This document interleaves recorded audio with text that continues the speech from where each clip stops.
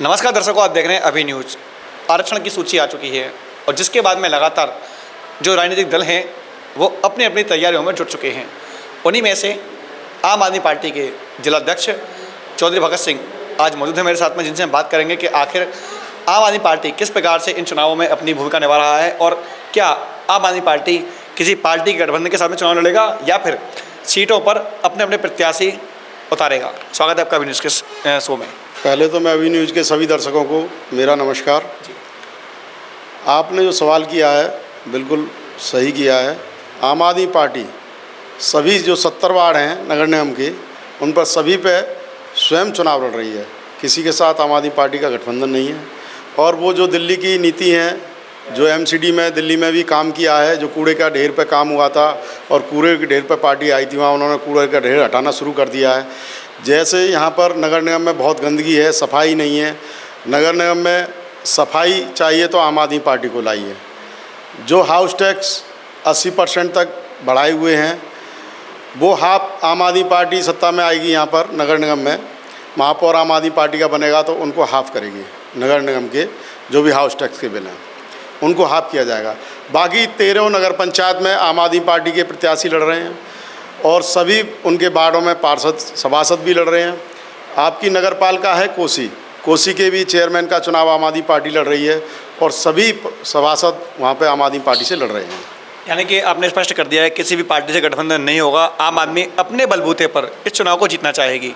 बात की जाए चेहरों की, तो इस वक्त लगातार जो खोज की जा रही है उन चेहरों की जा रही है, किस प्रकार से नए चेहरे निकल के आए या कौन सा ऐसा चेहरा हो सकता है जो मेयर पद के प्रत्याशी के लिए सबसे प्रबल दावेदार माना जाता है। ऐसे में ऐसे कोई व्यक्ति आपने चुन लिए होंगे, क्या उनका नाम यहाँ पर बताना चाहेंगे आज? देखिए, आवेदन तो कई नगर निगम में आ चुके हैं, लेकिन नाम अभी जब क्लियर होगा किसी का तो वो नाम स्पष्ट यहाँ पे लिया जाएगा। लेकिन आम आदमी पार्टी खुद एक चेहरा है। आम आदमी पार्टी खुद की काम की पहचान है। वो जो कहती है तो काम को करती है। जैसे नगर निगम में जो नगर निगम के काम है, स्कूल है और छोटी मोटी डिस्पेंसरियाँ हैं जो वार्डों में खुलनी चाहिए, स्कूल खुलने चाहिए, बारात घर बनने चाहिए, वार्डों की सफाई होनी चाहिए कंटिन्यू समय से। और जो आजकल कीटनाशक दवाएं नहीं छिड़की जा रही हैं, मच्छर वगैरह बहुत हो गए हैं, उससे बहुत सारी बीमारियां फैल रही हैं, उसका भी काम ये जो है आम आदमी पार्टी जो पहचान है वो उसकी काम की पहचान है जनता में। और आम आदमी पार्टी का जो भी प्रत्याशी आएगा वो आम आदमी पार्टी के काम से ही पहचाना जाएगा। जी, अगर बात की जाए तो लगातार सभी पार्टियां आती हैं, अपने अपने चुनावी घोषणाएं करती हैं, चुनावी वादे करती हैं और लोग को लुभाने का प्रयास करती हैं, लोगों को लुभाने का प्रयास करती हैं और कोशिश करती हैं कि उन्हीं बातों पर लोग उनको वोट करें। सबसे प्रमुख प्राथमिकताएं क्या रहेंगी जिससे कि लोगों को लगे कि हाँ, बात में कुछ दम है? देखिए, अभी तक हमारी जहाँ सरकार है वहाँ जो भी इन्होंने वादे किए, जैसे पंजाब में 300 यूनिट बिजली देने का वादा किया, किसानों के लिए जो काम किए हैं वो सभी के सामने आ रहे हैं। स्कूल में शिक्षा पे जो काम किया है, आपके मोहल्ला क्लिनिक दिल्ली वगैरह में जो खोले हैं इन्होंने, वो भी आपने सभी लोगों ने, सभी मुझसे ज़्यादा जानते होंगे जो देख रहे हैं, क्योंकि सोशल मीडिया वगैरह सभी ज़्यादातर देख रहे हैं। दिल्ली भी जा रहे हैं, दिल्ली देश की राजधानी है तो हर व्यक्ति जाता है। उन्होंने देखा है कि आम आदमी पार्टी ने दिल्ली में किस तरीके से स्कूलों पर और आपके चिकित्सालयों पर जो मोहल्ला क्लिनिक बनाए, उन पर, बिजली पर जो 200 यूनिट बिजली फ्री दे रहे हैं उस पर काम किया है। अभी 22 में जो चुनाव हुआ था तो योगी सरकार ने यूपी में कहा था कि हम किसानों की बिजली माफ़ कर देंगे। उन्होंने कोई अपना वादा पूरा नहीं किया और आम जन लोगों का जो बिजली बिल था उसे हाफ कर देंगे, मतलब बिजली बिल जो पेंडिंग था उसे माफ़ कर देंगे, लेकिन उन्होंने वो भी काम नहीं किया। और 1 अप्रैल से 23% बिजली पे दाम बढ़ाए हैं और 12% दवाइयों पे दाम बढ़ाए हैं। लेकिन आम आदमी पार्टी जो कहती है वो करती है। ये आप सबके सामने है, चाहे वो स्कूल का क्षेत्र हो, चाहे चिकित्सा का क्षेत्र हो, चाहे वो विकास का क्षेत्र हो। बात की जाए आम आदमी पार्टी के दावों की तो कहती है कि सफाई के क्षेत्र में सबसे विशेष योगदान रहता है और इसीलिए उन्होंने अपना चुनाव चिन्ह झाड़ू रखा था। लेकिन जैसा कि आप बता रहे हैं कि दिल्ली की बात करते हैं तो कहते हैं कि सबसे ज़्यादा प्रदूषण जो यमुना में आता है वो दिल्ली से आता है और यमुना की स्थिति दिल्ली के बाद से ही खराब होती है जो मथुरा में आकर मिलती है। और आप खुद इसका उदाहरण देख सकते हैं कि मथुरा में यमुना की स्थिति क्या है। क्या कहना चाहेंगे इस बारे में? देखिए, जो हरियाणा वगैरह में फरीदाबाद वगैरह और जो दिल्ली से ऊपर पानीपत वगैरह, सोनीपत वगैरह, उनमें सबसे ज़्यादा फैक्ट्रियाँ हैं। वो राज्य सब बीजेपी के अंडर में हैं। अभी वहाँ से अगर वो जो नाले, इन्होंने फैक्ट्रियों के जो नाले और गंदगियाँ जो जमुना में डाल रखी हैं, उससे पूरी केमिकल ना इसमें जमुना जी में जाता है और वो केमिकल धीरे धीरे बढ़ते हुए आगे जो फैक्ट्रियाँ लगी हुई हैं और भी शहर पड़ते हैं तो अधिक संख्या में हो जाता है। इससे जमुना जी प्रदूषित होती है। ये समुचित व्यवस्था, जो नाले जमुना जी में डाले हुए हैं उनको अलग से एक नहर या बम्मा बना के उस पानी को अलग अगर जमनाई से किया जाए और जो गंदगी कूड़ा जमनाई में डालते हैं उस पर ध्यान दिया जाए विशेष, तो जमुना साफ़ हो जाएगी। ये आप कह रहे हैं, लेकिन आपकी सरकार दिल्ली में है, क्यों अभी तक सरकार इस बारे में कोई कदम नहीं उठा पा रही है, क्यों नहीं सोच पा रही है? जैसे आपने बताया कि ऊपर से आता है, लेकिन प्रयास जो स्थानीय सरकार है उनको भी करना चाहिए। देखिए, अभी हम मुख्य भूमिका विपक्ष की निभा रहे हैं। अभी हमारे पास में जो केंद्र से जो ज़्यादातर जो जितनी भी योजनाएं आती हैं नदी नालों के लिए, नदियों के लिए, वो केंद्र से आती हैं, तो ये सारा काम केंद्र का है।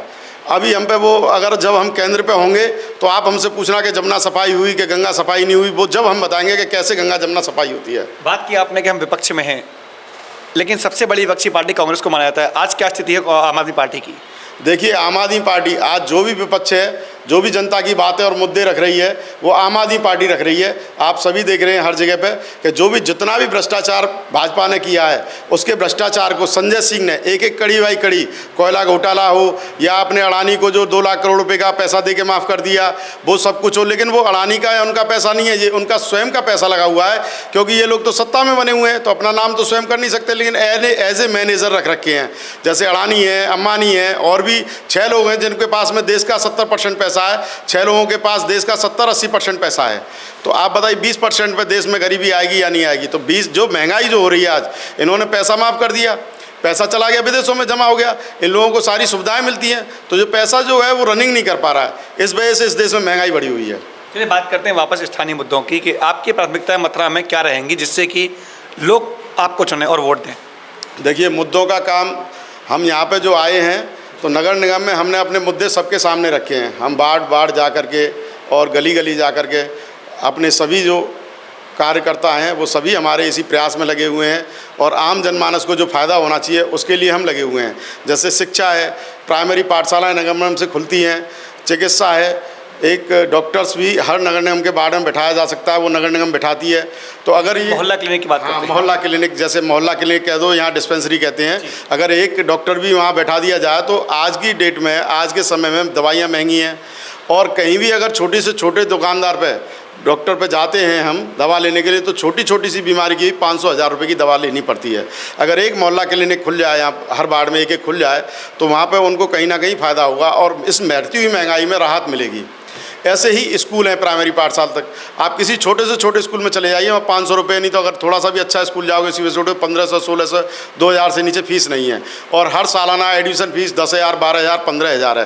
तो अगर प्राइमरी पाठशालाएँ जो स्कूल हर वार्ड में खुल जाएँ और उनका सही तरीके से देख रेख हो, उसमें CCTV कैमरे वगैरह लग जाएँ और वहाँ शिक्षक सही तरीके से पढ़ाएँ, वो नगर निगम काम कराए, तो कहीं ना कहीं आम जनमानस को उसमें भी फ़ायदा होगा। चलिए, ये बात हुई हमारी लोकसभा में वादों की। अब बात करते हैं धरातल की।